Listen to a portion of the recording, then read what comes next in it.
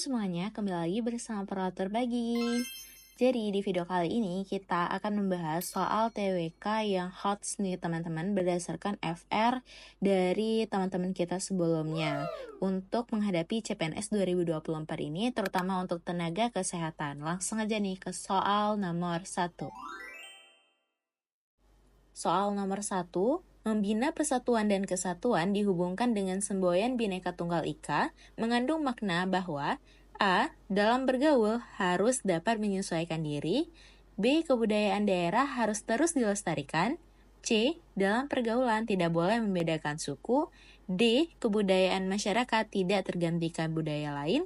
E. Keanekaragaman tak mungkin dipersatukan.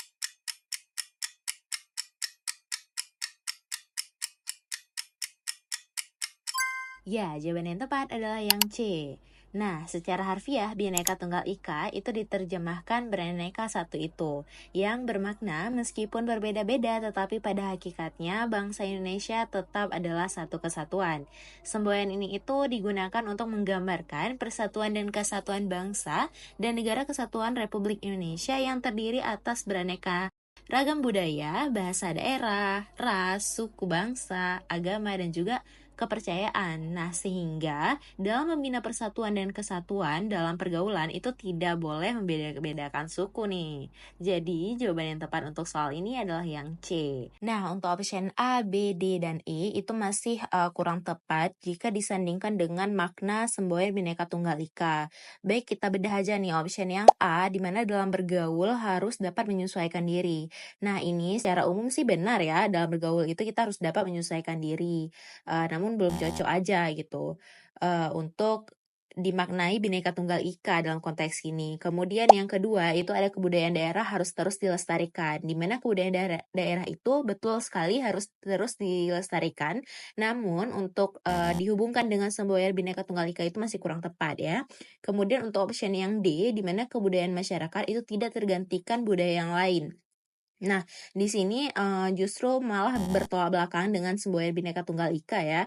Kemudian untuk yang option yang E, di keanekaragaman tak mungkin dipersatukan. Nah, ini sangat jauh sekali dengan semboyan Bhinneka Tunggal Ika. Jadi jawaban yang paling tepat dan dihubungkan dengan semboyan Bhinneka Tunggal Ika itu adalah yang C.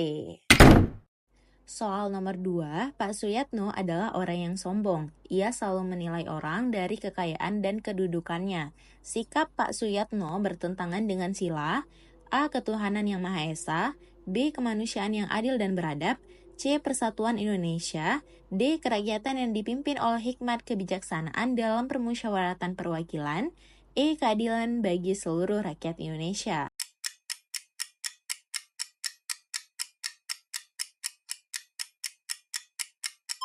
Ya, jawaban yang tepat adalah yang B, kemanusiaan yang adil dan beradab. Nah, di mana sifat sombong yang dilakukan Pak Suyatno ya, itu sangat tidak sesuai dengan sila kedua ini ya, teman-teman. Nah, nilai ini itu termasuk ke dalam sila kedua Pancasila dan adanya nilai tersebut itu mengandung makna bahwa kemanusiaan harus diutamakan dalam aktivitas keseharian masyarakat Indonesia.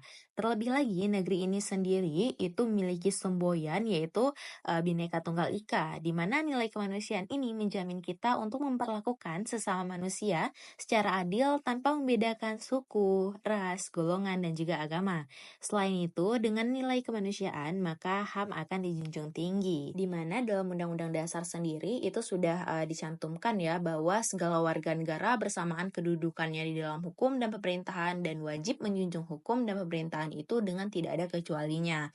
Itu pasal 27 ayat 1 ya teman-teman.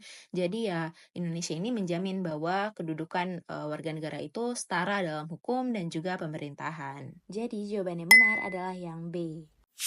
Soal nomor 3, pembangunan tidak boleh bersifat pragmatis. Hal ini berarti A. Pembangunan tidak hanya mementingkan tindakan nyata dan mengabaikan pertimbangan etis.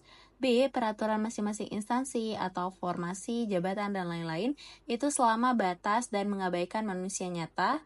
C. Pembangunan tidak boleh mengorbankan manusia nyata, melainkan menghormati harkat dan martabat bangsa. D. Pembangunan melibatkan masyarakat sebagai tujuan pembangunan keputusan yang menyangkut kebutuhan mereka. E. Pembangunan tidak hanya mementingkan tindakan nyata dan menghapuskan kemiskinan struktural.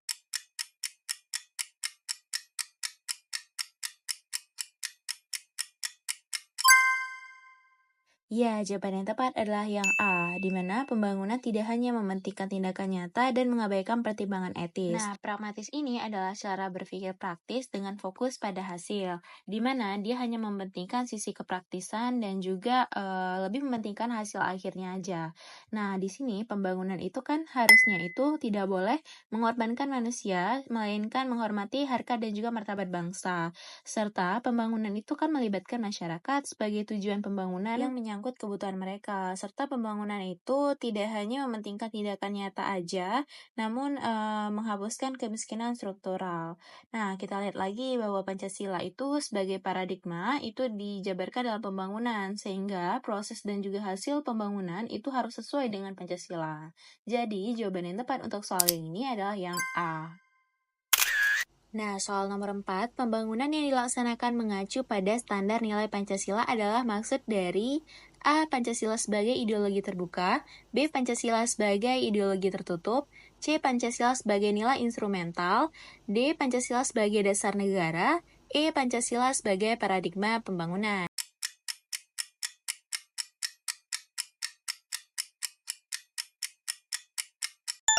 Ya, jawaban yang tepat adalah yang E, Pancasila sebagai paradigma pembangunan.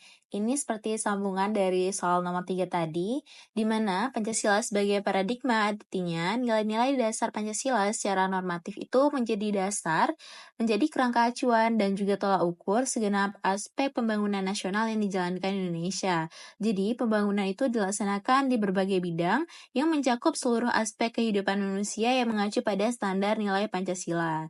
Jadi, ini merupakan Pancasila sebagai paradigma pembangunan. Ya, seperti yang udah dijelaskan di soal nomor 3 tadi. Jadi, jawaban yang tepat adalah yang E. Soal nomor 5, berikut ini yang termasuk dimensi realitas sila ketiga Pancasila, kecuali A. Menghindari sikap kaufanisme dan primordialisme secara tepat, B. Memajukan pergaulan demi kemajuan bangsa, C. Membina hubungan baik dengan semua unsur bangsa, D. Mengembangkan sikap saling tenggang rasa dan tepat selera, E. Rela berkorban demi kepentingan bangsa dan negara.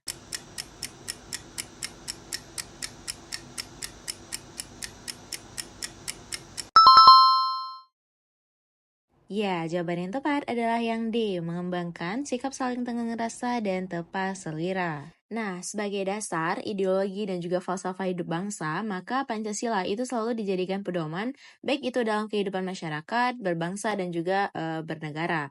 Di mana Pancasila sebagai ideologi nasional itu mengandung 3 dimensi, yaitu ada dimensi idealisme, realitas, dan juga fleksibilitas. Nah, pada soal berikut itu ditanyakan mengenai dengan dimensi realitas. Nah, untuk dimensi realitas sendiri, itu adalah dimensi di mana bahwa nilai Pancasila itu digali dan berakar dan hidup di tengah masyarakat. Nah, sedangkan dari pilihan jawaban yang disebutkan pada soal tersebut, itu yang tidak termasuk dalam dimensi realitas itu adalah sila ketiga, yaitu mengembangkan sikap saling tenggang rasa. Karena di sini fokus pada soalnya itu adalah kecuali, jadi jawaban yang paling tepat dari dimensi realitas itu sebenarnya adalah mengembangkan sikap saling tenggang rasa dan tepat selera. Untuk option yang A, B, C, dan E itu tidak termasuk ya teman-teman. Jadi jawaban yang tepat adalah yang D. Nah, untuk soal nomor 6, teman-teman bisa menjawab di kolom komentar. Sekian dari Perawat Berbagi, nextnya kita bikin soal apa lagi nih? Yuk tulis di kolom komentar ya.